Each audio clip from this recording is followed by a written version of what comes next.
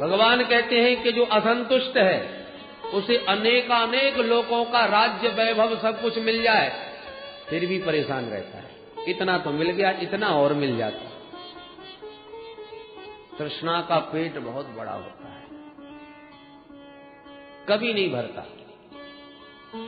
इसलिए जिसके हृदय में तृष्णा भरी है भीतर, वो कितना भी अरबपति हो जाए फिर भी दरिद्र ही रहता है। होवा दरिद्रो ही विशाल तृष्णा। और श्रीमांश को यस्तु समस्त दोष। वही बात भगवान कह रहे हैं, अकिंचनोपि संतुष्ट शेते सर्वांग विज्वर।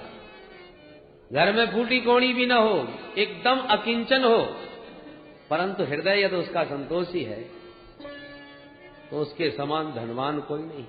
उसके मन में कहीं कभी कोई पीड़ा होती ही नहीं, क्योंकि सबसे ज्यादा जीव को परेशान करने वाली, पीड़ा देने वाली तो उसकी कामनाएं हैं, अनंत इच्छाएं हैं। अब महाराज ये बताइए, आप मेरे इस दुर्गम दुर्ग में पधारे हैं तो कोई विशेष कार्य से नहीं आए होंगे।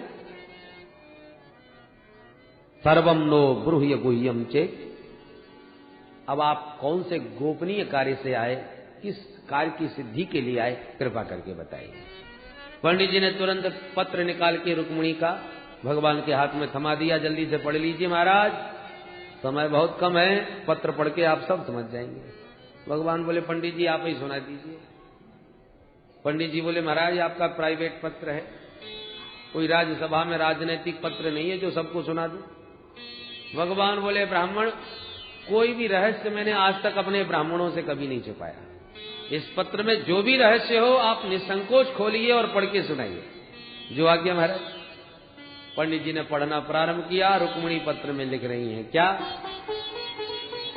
बोले श्रुत्वा गुणान भुवन सुंदर शृण्वतान्ते निर्विश्य कर्ण विवरै हरतोंगतापम् रूपम दृशाम दृश्यमतामखिलासलाभम् त्वय्यच्युता विशति चित्रमपत्रपम् मे त्वय्यच्युता विशति चित्रमपत्रपम् मे। दो संबोधन किए रुक्मिणी जी ने, हे अच्युत और हे भुवन सुंदर। आप त्रिभुवन सुंदर हैं, आपकी महिमा बहुत ज्यादा सुनी है, देखा कभी नहीं, पर आपकी प्रशंसा सुनते सुनते मेरे हृदय पटल पर आपका एक सुंदर सा चित्र अवश्य अंकित हो। काल्पनिक चित्र मैंने अपने हृदय में बना लिया है। कान तो सुन सुन करके तृप्त हो रहे हैं, पर नेत्र तरस रहे हैं। नेत्रों का वह परम लाभ न जाने मुझे कब प्राप्त होगा जब आपके दर्शन मिले। अब आप सोच रहे होंगे भेंट कभी भई नहीं, आमना सामना कभी हुआ नहीं, तो ये पत्र इतनी जल्दी कैसे डाल दिया? रुक्मिणी लिखती हैं, प्रभु मैंने तो आपका चित्र अपने हृदय में बना लिया और आपको ही अपना जीवन धन सर्वस्व मान लिया, परंतु दुर्भाग्य से परसों ही मेरी बारात कहीं और से आ रही है। तो ऐसा ना हो कि शेर के भाग को कोई गीदड़ उठा के ले जाए, इसलिए आपको सावधान कर रही हूं कि आइए और वीरता का शुल्क दे करके मुझे यहां से ले जाइए। आप कहोगे कि वीरता तो हम दिखाएंगे, पर तुम्हारा हरण करने के लिए तो तुम्हारे भाइयों पर ही हाथ उठाना पड़ेगा, तुम्हें अच्छा लगेगा?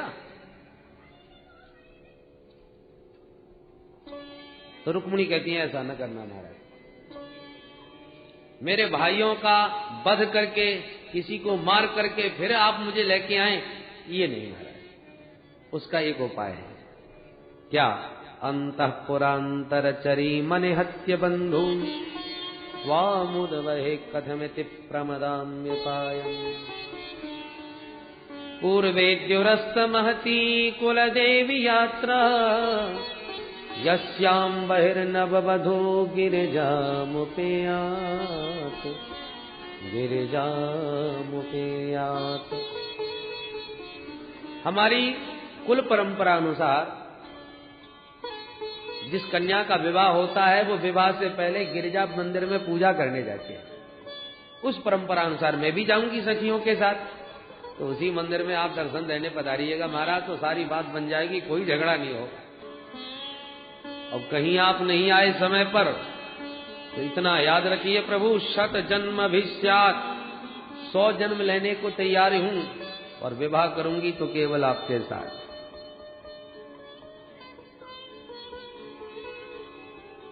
पूरा पत्र ब्राह्मण ने सुना दिया। सुन के भगवान मुस्कुराते हुए बोले, पंडित जी, जो स्थिति रुक्मिणी जी की है ना, ठीक वही स्थिति हमारी भी है। ब्राह्मण चौंके, महाराज आपकी क्या स्थिति है, जब आप अपनी भी सुना दीजिए। भगवान बोले कि संत ब्राह्मणों से, ऋषियों से रुक्मिणी के सौंदर्य की महिमा सुनते सुनते आजकल मैं भी रुक्मिणी के बारे में ही दिन रात सोचता रहता हूं। अरे पंडित जी, कभी कभी तो रात रात भर नींद नहीं आती, जागरण में ही बीत जाती है। तथा अहमपि तच्चित्तो निद्रां च न लभे वेदाहम रुक्मिणा द्वेषान् ममोद बाहो निवारितः। मुझे मालूम है कि रुक्मिणी मुझे बहुत पसंद करती है, पर उसका भाई बहुत बिगड़ डाल रहा है, उसी की वजह से सब गड़बड़ हुआ है। पर कोई बात नहीं, अब रुक्मिणी का संदेश मिल गया है, उसकी मन स्थिति स्पष्ट हो गई है, तो अब देर करने की आवश्यकता नहीं, आप जल्दी तैयार हो जाइए। अब भगवान तुरंत खड़े हुए, 4 घोड़े छांटे, सुग्रीव, मेघ पुष्प, बलाहक, शैव्य, ये भगवान के घोड़ों के नाम है। 4 उच्च श्रवा के समान गतिमान उन अश्वों को लाकर रथ में नियुक्त करके भगवान बोले, पंडित जी आइए जल्दी से, हाथ पकड़ के बैठाई रथ में, और 9 2 11 हो लिए। जो गोविंद का रथ दौड़ा, दाऊ जी ने देख लिया। अब रात का समय हो रहा है, आवाज लगाइए द्वारकाधीश, पर तब तक तो न जाने रथ कहां का कहां पहुंचा। दाऊ जी चिंतित हो गए, सेवकों को बुलाया, क्यों भाई, ये रात हो रही है और ये द्वारकाधीश कहां भाग गए अचानक रथ लेकर के बिना कुछ बताए, तुम्हें मालूम है? सेवक बोले, सरकार एक पंडित जी आए थे और कुंडनपुर के थे, इतना तो हमें मालूम है, कुछ एक पत्र भी लाए थे वो भी मालूम है, पर भगवान जाने अंतःपुर में ले जाकर के उन पंडित जी से क्या क्या बातें भाई ले जाते हुए हमें भीतर दिखाई पड़े और बाद में बाहर आकर के सीधे रथ में दौड़ते नजर आए। कहां जा रहे हैं, क्यों जा रहे हैं, क्या कार्यक्रम है, किसी को कुछ नहीं पता। दाऊ जी बोले, वो पंडित जी कुंडनपुर के थे, ये बात पक्की है? बोले, ये पक्की है। दाऊ जी बोले, तो आगे का कार्यक्रम भी हमको सब पता है, आपको क्या पता? दाऊ जी बोले, परसों कुंडनपुर की राजकुमारी रुक्मिणी का स्वयंवर है और शादी का कार्ड आता तो सबको दिखाया जाता, पत्र गुप्त है, इसका मतलब दाल में कुछ काला है। अब तुम जल्दी से बाराती बनो, मेरे साथ चलो, मैं भी तैयार होके चलता हूं, क्योंकि वहां कुछ भी हो सकता है। शिशुपाल बारात लेके आ रहा है, तो शिशुपाल की बारात में जरासंध जैसे बड़े बड़े दिग्गज राजा महाराजा सब आएंगे, और कृष्ण कन्हैया तो अकेले चले गए, मुझे पूरी तैयारी के साथ चलना होगा। दाऊ जी का प्रभु के प्रति वात्सल्य भाव है, मेरा छोटा भैया है, अकेला कहीं समस्या में न फंस जाए, तो पूरी नारायणी सेना तैयार करके दाऊ जी ने हलमूसल संभाले और पीछे से दौड़ लगा दी। सवेरा होते होते प्रभु का रथ कुंडनपुर की सीमा में पहुंच गया। भगवान बोले, पंडित जी कुंडनपुर आ गया, अब आप जाकर के रुक्मिणी को समझाइएगा कि हम आ चुके हैं, तो किसी प्रकार से भयभीत न रहें, जैसा पत्र में लिखा है वही सब होगा। जो आज्ञा प्रभु। चल पड़े पंडित जी। इधर हल्ला मच गया पूरे कुंडनपुर में, बारात आ गई, बारात आ गई, क्योंकि शिशुपाल आ चुका था बैंड बाजे के साथ। रुक्मिणी ने कहा, पिताजी सुन लिया आपने, बारात आ गई है, मैं जनवासे आदि का प्रबंध करने जा रहा हूं और आप सगाई का सामान लेके जल्दी आ जाओ, क्योंकि मैं उस दिन केवल बात करके आया था, सगाई वगाई तो कुछ हो नहीं पाई थी। ठीक है बेटा चलो। अब आधुनिक तरीके का विवाह हो रहा है कि जब बारात आ गई तब सगाई चढ़ाई जा रही है। तो भीष्मक जी सगाई का सामान तैयार करके ले जाने लगे। अब रुक्मिणी का एक एक क्षण युग के समान बीत रहा है। हे भगवान, इधर बारात भी आ गई और उधर द्वारकाधीश का कुछ पता नहीं चल रहा, पंडित जी भी अभी तक नहीं लौटे, न जाने क्या हो रहा होगा, पहुंच भी पाए होंगे वहां पर कि नहीं। बेचारी रुक्मिणी जी हाथ जोड़ के भोले बाबा को याद कर रही है, भोलेनाथ बहुत सोमवार के व्रत किए तुम्हारे, आज मुझे तुम्हारे व्रत अनुष्ठानों का पूरा फल चाहिए। आज सबके सब देवता मेरे विपरीत क्यों हो रहे हैं? दुर्भगायान में धाता नानकुलो महेश्वर देवी वा विमुखा गौरी रुद्राणी गिरिजा सती। हे मातेश्वरी, हे गिरिजा मैया, हे रुद्राणी, हे भवानी, आपकी भी तो मैंने बहुत सेवा की है। आज मुझे समस्त अपने व्रत अनुष्ठानों का फल चाहिए। देवी देवता याद कर रही थी भगवती रुक्मिणी के अचानक बाएं अंग भड़कने लगे। ओहो, ये तो शुभ शकुन हो रहा है। वाम ऊरुर भुजो नेत्रम अस्फुरन प्रिय भाषिण। शुभ संकेत मिलने लगे रुक्मिणी जी को कि अचानक सामने से आते पंडित जी भी दिखाई पड़ गए। मंद मंद मुस्कुराते, झंडा घुमाते, झूमते चले आ रहे थे और आने वाले की चाल चेहरा से ही पता चल जाता है कि बना के आ रहा है कि बिगाड़ के। काम बिगड़ जाए ना तो लटका हुआ चेहरा अलग समझ में आता है। तो रुक्मिणी जी तो देखते ही प्रमुदित हो गई, लगता है काम बन गया। पंडित जी बड़े प्रसन्न नजर आ रहे हैं। दौड़ करके आके ब्राह्मण को किया प्रणाम। महाराज जल्दी बताइए क्या समाचार लाए हो? ब्राह्मण बोले बिटिया समाचार तो उन्होंने कुछ भी नहीं दिया। हे भगवान, तो फिर आपने क्या किया प्रभु? ब्राह्मण ने कहा बिटिया घबराना मत, तुमने जिसे समाचार भेजा था मैं तो उसी के साथ आया हूं, अर्थात वो तुम्हारी प्रतीक्षा में है मंदिर में। अब तो रुक्मिणी के आनंद का पारावार नहीं रहा। अत्यंत गदगद होकर के ब्राह्मण के चरणों में किया प्रणाम। महाराज तुम्हारे इस ऋण से मैं जीवन में कभी उऋण नहीं हो पाऊंगी। बारंबार प्रणाम नमस्कार करके ब्राह्मण को विदा किया और तुरंत अपना दिव्य श्रृंगार करके भगवती रुक्मिणी जी चल पड़ी।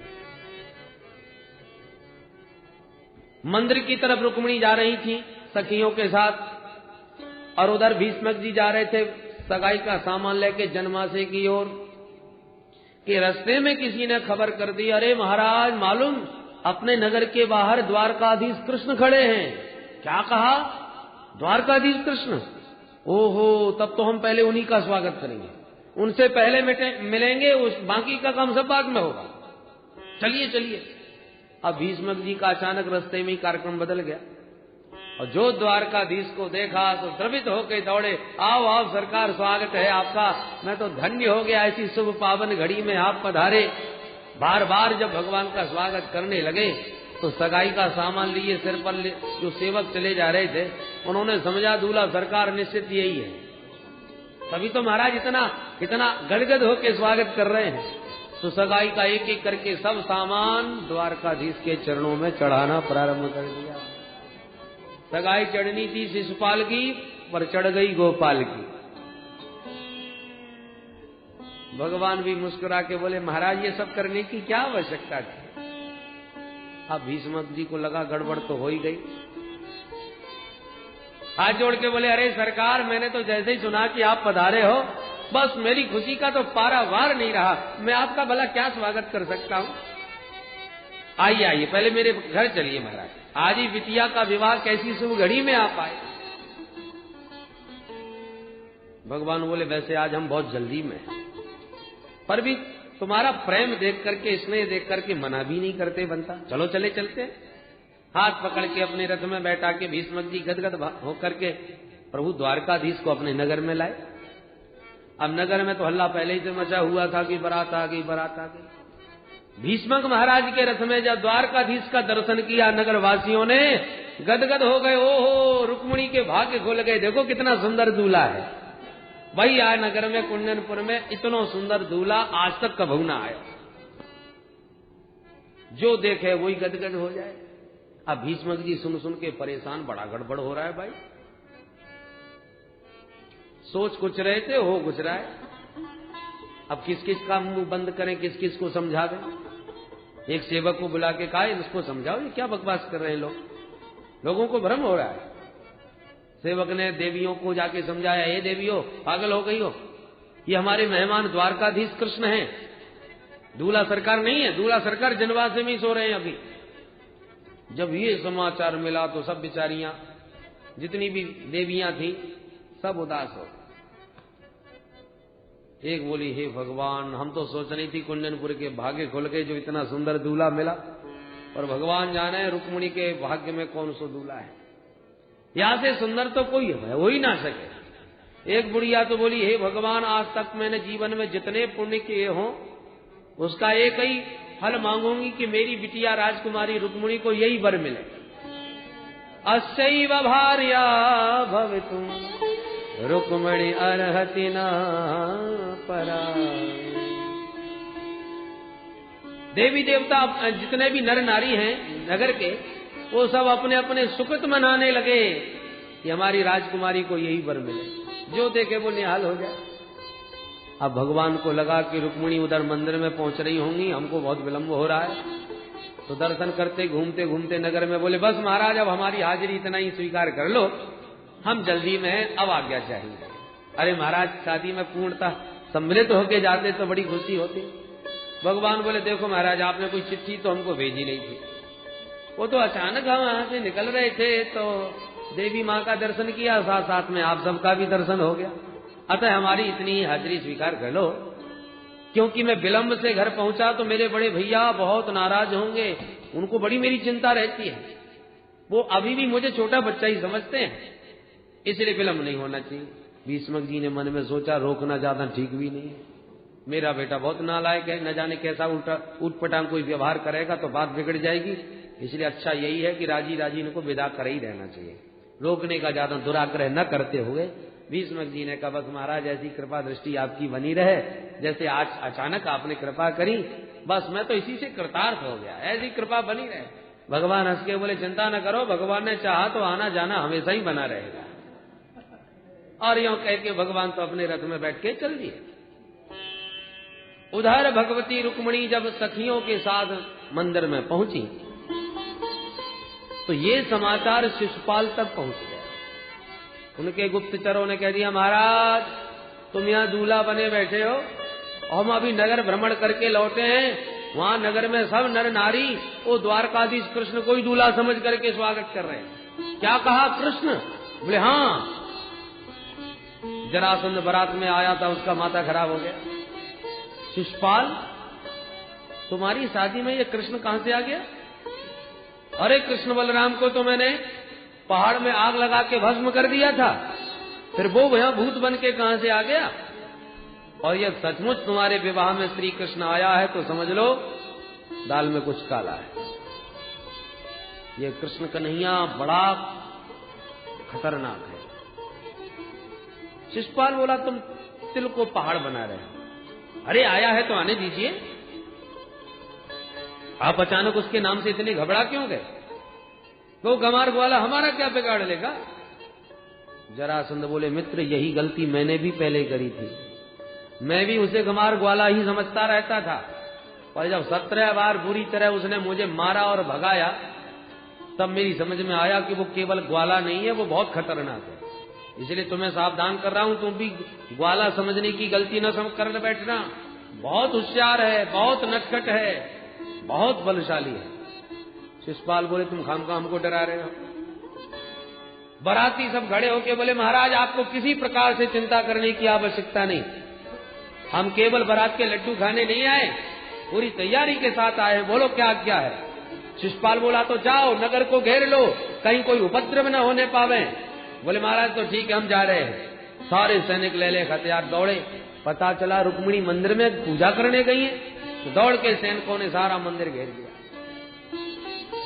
सुरक्षा घेरे में ले लिया।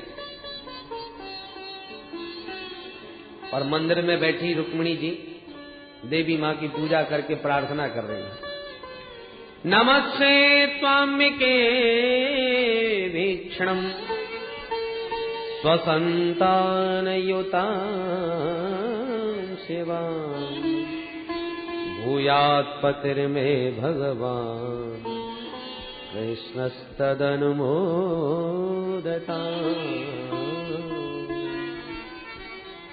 हे मातेश्वरी, श्री द्वारकाधीश कृष्ण ही मुझे पति रूप में प्राप्त हो, ऐसा आशीर्वाद कीजिए। देवी मैया प्रसन्न हो गई और रुक्मिणी जी को आशीर्वाद दे दिया। मनु जाहि राज मिलहि सोबर, सहज सुंदर सांवरो। मनु जाहि राज मिलहि सोबर, सहज सुंदर सांवरो। करुणा निधान सुजान शील, स्नेह जानत रावरो। करुणा निधान सुजान शील, स्नेह जानत रावरो। मन जा। मैया का आशीर्वाद लेके रुक्मिणी जी भगवान की सांवली सलोनी सूरत को हृदय में विराजमान किए। जब बाहर निकली तो बाहर निकलते देखा विशाल सैन्य समुदाय खड़ा हुआ है। रुक्मिणी तो घबरा गई, हे भगवान, मैंने तो पत्र में लिखा था कोई नहीं होगा मंदिर में, यहाँ तो इतनी बड़ी सेना खड़ी नजर आ रही है, अब क्या होगा? और इस विशाल सेना में मेरे द्वारकाधीश कौन से कहाँ खड़े हैं, कहाँ कैसे हैं, मैंने तो आज से पहले देखा भी नहीं है, पहचानना बड़ा मुश्किल होगा। पर इतना विश्वास है वो लाखों में एक हैं, अलग समझ में आ जाएंगे। पर हैं कहाँ? रुक्मिणी अति मंथर गति से आगे बढ़ती जा रही हैं और अपनी चंचल चपल आंखों से चारों तरफ दृष्टि घुमा के देख रही हैं कि कहाँ हैं मेरे प्यारे। सैनिकों ने जब रुक्मिणी के सौंदर्य को देखा तो सब मोहित हो गए। कोई कहता वाह, इनकी चाल देखो कितनी गजब की है। कोई कहता है आह, इनके विशाल बाल देखो कैसे लहरा रहे हैं। कोई कहता ओहो, हृदय का हार देखो कैसा जगमगा रहा है। सैनिक सब रुक्मिणी के सौंदर्य का वर्णन किए जा रहे हैं और भगवान सावधान है ले जाने के लिए। तो सैनिकों के बगल में आके खड़े हो गए और सैनिकों की दृष्टि रुक्मिणी जी पर। रुक्मिणी की दृष्टि घूम रही है द्वारकाधीश को ढूंढती हुई। हर सैनिक को ध्यान से देखती हैं क्या ये हैं, पर जिस पर रुक्मिणी की दृष्टि थोड़ी भी ठहर जाती है वही समझता है कि हम भी बड़े खूबसूरत हैं, धन्य हो जाता है, रहे सहे होश बेचारे के उड़ जाते हैं। घूमती हुई दृष्टि जैसे ही द्वारकाधीश के ऊपर पड़ी, आंखें चार भई। भगवान ने हाथ हिला के कहा घबराओ मत, हम ही हैं। मंद मंद मुस्कुराते माधव को हाथ हिलाते देखा सो रुक्मिणी के आनंद का पारावार नहीं रहा। एक दृष्टि में पहचान गई, मुख पर मुस्कान छा गई। और जब रुक्मिणी की मुस्कान को सैनिकों ने देखा तो रहे सहे होश भी उनके उड़ गए और भगवान सबके बीच में से आगे बढ़े, रुक्मिणी का हाथ भी पकड़ लिए और अपने रथ की ओर बढ़ते चले गए। सैनिक देखे जा रहे, वाह गजब की जोड़ी है भैया, ऐसी प्यारी झांकी जीवन में पहली बार देखी। किसी को ये होश ही नहीं कि हो क्या रहा। ऐसी मोहिनी भगवान ने डाली और हाथ पकड़ के अपने रथ में भी बैठा लिए। सैनिक देखे जा रहे, वाह, अरे रथ देखो कितना गजब का है, पूरा सोने का है। दूसरा बोला पागल, सोने के रथ तो और भी हो सकते हैं, घोड़े नहीं देख रहा कितने गजब के हैं, कान कैसे खड़े हैं, उच्च सवा जैसे हैं। भगवान स्वयं बैठ गए, रुक्मिणी को बैठा लिए और जो चाबुक चलाया, घोड़े तो हवा में बात करते उड़ते चले गए। सैनिक बोले देखो देखो घोड़े कैसे दौड़ रहे हैं, क्या हवा में बातें कर रहे हैं। दूर तक रथ चला गया, तब होश आया, छोरे अपन काय को उठाड़े, काय के लिए आए। एक बोला अरे याद आया, महाराज ने किसी काम से भेजा था। क्या काम था? रुक्मिणी की रखवाली। हाँ हाँ, तो कहाँ है रुक्मिणी? सखियां जो खड़ी थी वो हंस के बोली तुम सब भांग पी के आए हो का? रुक्मिणी तो वो गई रथ में बैठ के, अरे राम राम, लेगो लेगो, पकड़ो पकड़ो, भागो भागो। जैसे ही दौड़ लगाई और चिल्लाना प्रारंभ किया, है भगोड़े कहाँ भागता है, तेरे अंदर थोड़ा भी क्षत्रियत्व है तो कृष्ण हमसे युद्ध कर। बार बार जब युद्ध की चुनौती देने लगे तो भगवान ने रथ को मोड़ दिया और युद्ध के लिए भगवान खड़े हो गए। जैसे युद्ध के लिए भगवान खड़े हुए, सैनिकों ने घेराबंदी प्रारंभ कर दी। घेर लो, भागने ना पावे, आज जिंदा नहीं जाएगा यहां से, क्योंकि आज अकेला फंस गया चंगुल में। यदि डर लगता है तो इसके बड़े भैया का, वो मूसल वाले का, वो बहुत खतरनाक है। आज ये बंसी वाला अकेला फंस गया, इसलिए बच के न जाए।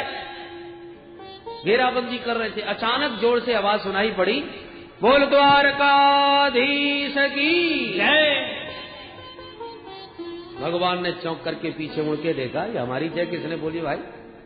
जो पीछे मुड़ के देखा सो दाऊ जी महाराज हल मूसल ताने पूरी नारायणी सेना के साथ दौड़े भागे चले आ रहे। अरे दाऊ भैया आ गए। निकट आती भगवान ने किया प्रणाम, दाऊ भैया प्रणाम। दाऊ जी बोले, लाला आशीर्वाद इकट्ठो बहू रानी के साथ घर में जाके मिलेगा, तू चल घर में लेके बहू है, मैं इनको स्वागत करके अब हाली लौट के आऊं। भगवान तो रुक्मिणी जी के साथ तुरंत 9-2-11 हो गए और दाऊ जी ने जो सैनिकों को हल मूसल निकाल के दिखाया, सैनिकों के तो देखते ही पसीना छूट गए। हे भगवान, ऐन वक्त पर ये मूसल वालों कहां से आ गए? तुरंत भागे सैनिक आकर के जनवासे में शिशुपाल के सामने रोते, बोले सरकार सब गड़बड़ हो गया। क्या हुआ? बोले महाराज क्या बताएं, आपकी होने वाली देवी जी भाग गई। क्या कहा? किसके साथ? बोले महाराज वही काला काला मुरली वाला आया, सबकी आंखों में धूल झोंक करके कब कैसे पागल बना के ले गया पता ही नहीं चला महाराज। अब तो ले तलवार मारने को दौड़ा सैनिकों की ओर शिशुपाल। जरासंध ने हाथ पकड़ के कहा, मित्र रहने दो, अब इन पर क्रोध करने से कोई फायदा नहीं, मैंने पहले ही सावधान किया था।